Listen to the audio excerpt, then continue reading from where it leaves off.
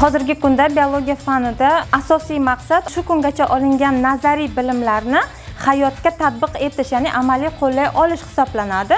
Mana bu yerda ko'rishimiz mumkin bo'ladi o'simliklarning vegetativ ko'payishini yoki bu yerda urug'dan unib chiqqan o'simligimizni, bu esa generativ ko'payishga misol bo'ladi. Demak, o'quvchilardagi biologik bilimlardan foydalanib, ularni tadbirkorlikka ham yo'naltirsak bo'ladi. Misol uchun mana bu xona guli epipremium misolida mana bunday uzun poyalaridan biz kesib olib, bularni vegetativ usulda tez hamda arzon usulda ko'paytirsak bo'ladi.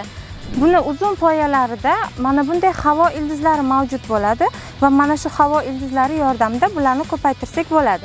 Demak, biz buni ma'lum bir poyasini kesib olib, mana kesib olganimizda mana bunday havo ildizlari mavjud poyachasini suvga solib qo'ysak, bu o'zidan 2 hafta mobaynida ildiz otadi va biz buni bemalol ekib mana shunday ko'rinishga 2 oyda keltirib olsak bo'ladi. Va mana shunday ko'rinishdagi o'simliklarimizni qiymati bozorimizda 30 ming so'm turadi.